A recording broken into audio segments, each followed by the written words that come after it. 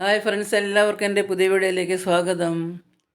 ഇന്ന് ഞാൻ മുടിയുടെ സംരക്ഷണത്തെ പറ്റിയിട്ടാണ് കേട്ടോ ഞാൻ പറയുന്നത്. എനിക്ക് ഇത്രയും വയസ്സായിട്ട് മുടിക്ക് ഒരു കുറവുമില്ല കേട്ടോ. ഞാൻ ചെറുപ്പം മുതലേ ഉപയോഗിച്ചു വന്നിരുന്ന ഒരു എണ്ണ കാച്ചി തേക്കുന്ന ഒരു വീഡിയോ ഉണ്ട് ഞാൻ ഇന്ന് നിങ്ങളായിട്ട് ഷെയർ ചെയ്യുന്നത്. സാധാരണ സിമ്പിളായിട്ടാണ് കേട്ടോ, ഞാൻ കൂടുതൽ കാര്യമായിട്ടൊന്നും ചെയ്യാറില്ല. സിമ്പിളായിട്ടാണ് ഞാൻ എണ്ണ കാച്ചുന്നത്. ഇഷ്ടം പോലെ മുടിയുണ്ട്, വയസ്സായാലും എനിക്ക് മുടിക്ക് ഒരു കുറവുമില്ല. മുടി കുറച്ചൊക്കെ നരയ്ക്കാൻ തുടങ്ങിയിട്ടുണ്ട്. ഇപ്പോൾ ഇടയ്ക്കിടയ്ക്കൊക്കെ ഡൈ ചെയ്യുന്നുണ്ട് കേട്ടോ, അല്ലാതെ മുടിക്ക് ഒരു കുറവില്ല. ഒരുപാട് സാധനങ്ങളൊക്കെ ഇട്ട് ഞാനൊന്നും ഇങ്ങനെ എണ്ണ കാച്ചി തേക്കാറില്ല. സിമ്പിളായിട്ട് മാത്രമേ ഞാൻ സാധനങ്ങൾ ഉപയോഗിക്കാറുള്ളൂ. അതെന്തൊക്കെയാണെന്ന് നിങ്ങളായിട്ടൊന്ന് ഷെയർ ചെയ്യാമെന്ന് വിചാരിച്ചിട്ടാണ് കേട്ടോ ഞാൻ ഈ വീഡിയോ ഇടുന്നത്. അപ്പോൾ വീഡിയോ എല്ലാവർക്കും ഇഷ്ടമാണെന്ന് വിചാരിക്കുന്നു. അപ്പോൾ എങ്ങനെയാണ് മുടിയുടെ സംരക്ഷണം നമുക്ക് നോക്കാം. സാധാരണ കുളി കഴിഞ്ഞ് നനഞ്ഞ മുടി ഒരിക്കലും ചീർപ്പ് കൊണ്ട് ഈരരുത് കേട്ടോ. മുടി ഉണങ്ങിയതിന് ശേഷം മാത്രമാണ് മുടി ഈരാവൂ. കൈകൊണ്ട് നല്ല പോലെ രണ്ട് സൈഡിലേക്കും പിന്നിട്ട് രണ്ട് സൈഡിലേക്കും പകുത്ത് വെച്ച് മുടി നല്ല പോലെ വേറെടുത്ത് ഉണങ്ങിയതിന് ശേഷം തുമ്പ് കെട്ടി തുമ്പ് കെട്ടിയിടണം. നല്ല പോലെ ഉണങ്ങിയതിന് ശേഷമേ നമ്മൾ മുടി കെട്ടിവയ്ക്കാൻ പാടുള്ളൂ. ചീർപ്പ് നനഞ്ഞ മുടിയിൽ ഒരിക്കലും ഉപയോഗിക്കാൻ പാടില്ല.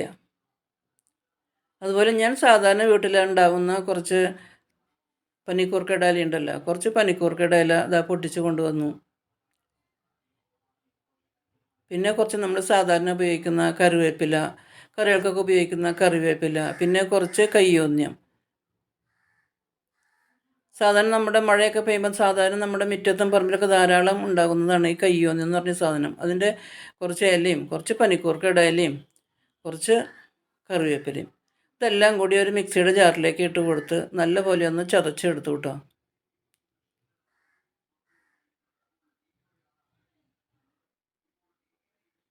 ഇതെല്ലാം മിക്സിയുടെ ജാറിലേക്ക് ഇട്ട് കൊടുത്തു കേട്ടോ.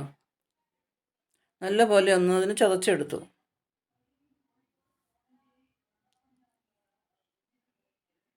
കയ്യോന്യം കഞ്ഞുണ്ണി എന്നൊക്കെ പറയും കേട്ടോ ഞങ്ങൾ. നമ്മുടെ മുറ്റത്ത് തന്നെ ഇഷ്ടം പോലെ ഉണ്ടാവാറുണ്ട്. അത് നല്ലപോലെ ഒന്ന് മിക്സിയുടെ ജാറിലിട്ടൊന്ന് ചതച്ച് കൊണ്ടുവന്നു കേട്ടോ. അതിന് ശേഷം അതൊരു ചീഞ്ചട്ടിലേക്ക് എല്ലാം പകർത്തി നല്ല തരിതരിപ്പായിട്ടൊന്ന് ചതച്ചെടുത്തോളൂ കേട്ടോ. എല്ലാം ഞാനത് ചീഞ്ചട്ടിലേക്ക് ഇട്ട് കൊടുത്തു.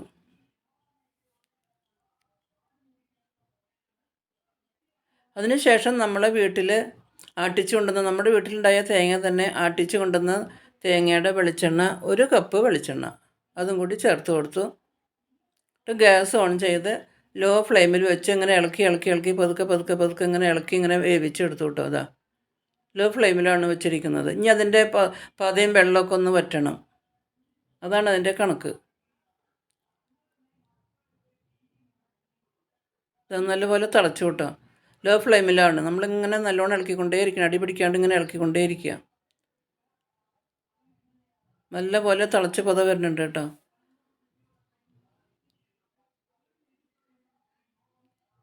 ഇതാണ് ഞാൻ ഉപയോഗിക്കുന്നത് കേട്ടോ. പിന്നെ മുടി നമ്മൾ എപ്പോഴും കിഴിപ്പൊട്ടിട്ട് നല്ലപോലെ വേറെടുക്കണം കേട്ടോ. വൈകിട്ട് ആയാൽ നമ്മൾ തലമുടി ഇങ്ങനെ മുകളിൽ ഇങ്ങനെ കയറ്റി കെട്ടി വയ്ക്കണം. ഇതൊക്കെയാണ് ഞാൻ മുടിക്ക് വേണ്ടി ചെയ്യുന്ന കാര്യങ്ങൾ. ഇത്രയും വയസ്സായിട്ടും എനിക്ക് മുടിക്ക് ഒരു കുറവുമില്ല.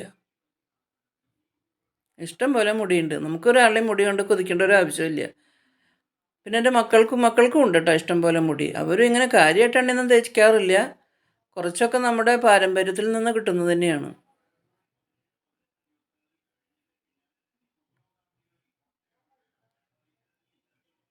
അതിൻ്റെ പതയൊക്കെ വറ്റി തുടങ്ങിയിട്ട് പതയൊക്കെ വറ്റാൻ തുടങ്ങിയപ്പോൾ ഞാനത് ഫ്ലെയിം ഓഫ് ചെയ്തു.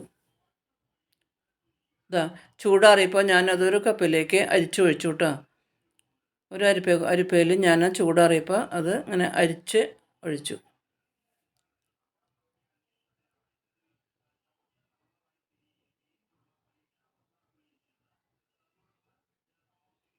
ഈ വെളിച്ചെണ്ണയാണ് ഞാൻ ഉപയോഗിക്കുന്നത് കേട്ടോ.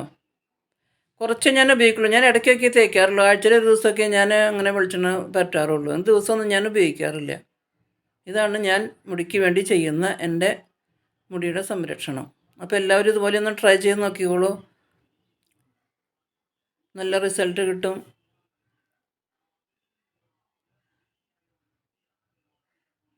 വീഡിയോ ഇഷ്ടമായെന്ന് വിചാരിക്കുന്നു. ഇഷ്ടമായാൽ ലൈക്ക് ചെയ്യാനും ഷെയർ ചെയ്യാനും മറക്കരുത്. ആദ്യമായിട്ട് കാണുന്നവരാണെങ്കിൽ ഒന്ന് സബ്സ്ക്രൈബ് ചെയ്ത് സപ്പോർട്ട് ചെയ്യണം കേട്ടോ. Thanks for watching.